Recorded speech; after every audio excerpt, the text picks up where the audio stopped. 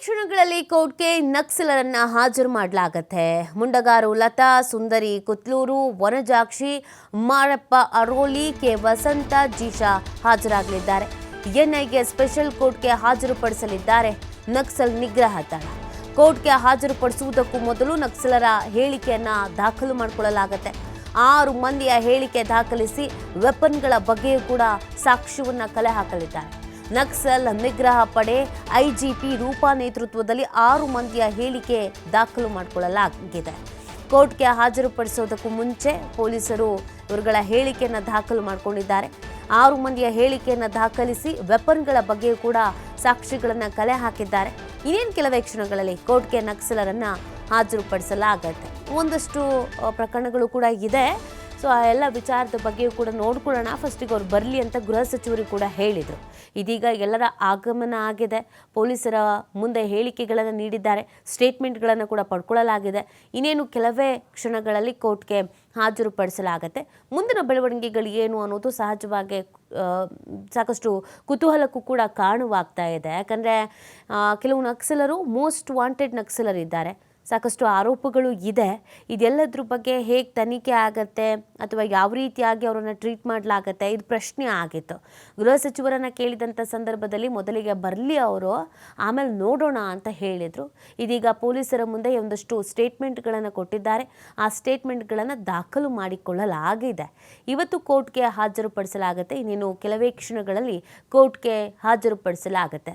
ಕೋರ್ಟ್ನಲ್ಲಾಗುವಂಥ ಬೆಳವಣಿಗೆಗಳು ಏನು ಅನ್ನೋದನ್ನು ನೋಡಬೇಕಾಗಿದೆ. ನೋಡಿ, ಬಹು ವರ್ಷಗಳಿಂದ ಸುದೀರ್ಘವಾದಂಥ ಒಂದು ಹೋರಾಟವನ್ನು ಮಾಡ್ಕೊಂಡು ಬಂದಿದ್ದು. ಸಮಾಜದಿಂದ ದೂರ ಉಳಿದೆ. ಸಮಾಜದ ಒಂದಷ್ಟು ಒಳಿತಿಗಾಗಿ, ಬೇಡಿಕೆಗಾಗಿ ವಿಭಿನ್ನವಾದಂಥ ಹಾದಿಯನ್ನು ತುಳಿದಿದ್ರು. ಇದೆಲ್ಲದರ ಬೆನ್ನಲ್ಲೇ ಅವ್ರ ಜೊತೆಗೆ ಮಾತುಕತೆಯನ್ನು ನಡೆಸಲಾಗಿದೆ. ಬರಬೇಕು, ನೀವು ಇದ್ದೇ ಹೋರಾಟವನ್ನು ಮಾಡಬೇಕು ಅನ್ನೋದೆಲ್ಲ ಹೇಳಿ ಮನವರಿಕೆ ಮಾಡಿ CM ಮುಂದೆ ಶರಣಾಗತಿಯೂ ಆಗಿದ್ದಾರೆ. ಅದೇ ಇವರ ಹೇಳಿಕೆಗಳು ಬಹಳ ಇಂಪಾರ್ಟೆಂಟ್ ಆಗತ್ತೆ. ಆ ನಿಟ್ಟಿನಲ್ಲಿ ಈ ಸ್ಟೇಟ್ಮೆಂಟ್ಗಳನ್ನು ಕೂಡ ಪಡೆದುಕೊಳ್ಳಲಾಗಿದೆ. ಇನ್ನೇನು ಕೆಲವೇ ಕ್ಷಣಗಳಲ್ಲಿ ಕೋರ್ಟ್ಗೆ ಹಾಜರುಪಡಿಸ್ತಾರೆ. ಕೋರ್ಟ್ನಲ್ಲಿ ಏನು ಬೆಳವಣಿಗೆ ಆಗುತ್ತೆ ಅನ್ನೋದನ್ನು ನೋಡಬೇಕಿದೆ.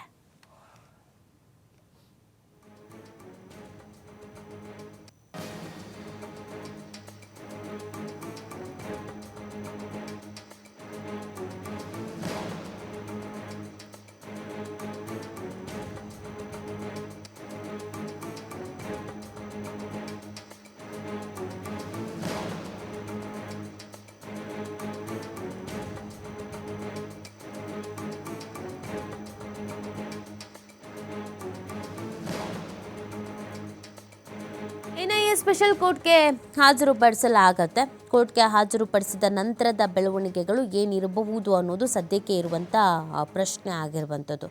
ಇವರ ಬಳಿ ವೆಪನ್ಸ್ಗಳು ಕೂಡ ಇತ್ತು. ಅದರ ಬಗ್ಗೆಯೂ ಕೂಡ ಮಾಹಿತಿಯನ್ನು ಪಡ್ಕೊಳ್ಳಲಾಗಿದೆ. ಸೊ ಇದಕ್ಕೆ ಸಂಬಂಧಪಟ್ಟಂತೆಗೆ ಈಗ ಆಲ್ರೆಡಿ ಸ್ಟೇಟ್ಮೆಂಟ್ಗಳನ್ನು ಕೂಡ ಪಡ್ಕೊಳ್ಳಲಾಗಿದೆ. ಈ ಎಲ್ಲ ವಿಚಾರಗಳ ಬಗ್ಗೆ ತನಿಖೆ ಅಥವಾ ಮುಂದಿನ ಹಂತಗಳಿಗೇನು, ಪೊಲೀಸ್ ಇಲಾಖೆ ಆಗಿರ್ಬೋದು ಅಥವಾ ಕೋರ್ಟ್ನ ವಿಚಾರವಾಗಿರ್ಬೋದು, ಕಾನೂನಾತ್ಮಕವಾಗಿ ಒಂದಷ್ಟು ಪ್ರಕ್ರಿಯೆಗಳಿಗಿರತ್ತೆ. ಆ ಪ್ರಕ್ರಿಯೆಗಳನ್ನು ಫಾಲೋ ಮಾಡಲೇಬೇಕಾಗತ್ತೆ. ಸೊ ಹಾಗಾಗಿ ಈಗ ಇನ್ನೇನು ಕೆಲವೇ ಕ್ಷಣಗಳಲ್ಲಿ ಕೋರ್ಟ್ಗೆ ನಕ್ಸಲರನ್ನು ಹಾಜರುಪಡಿಸಲಾಗತ್ತೆ.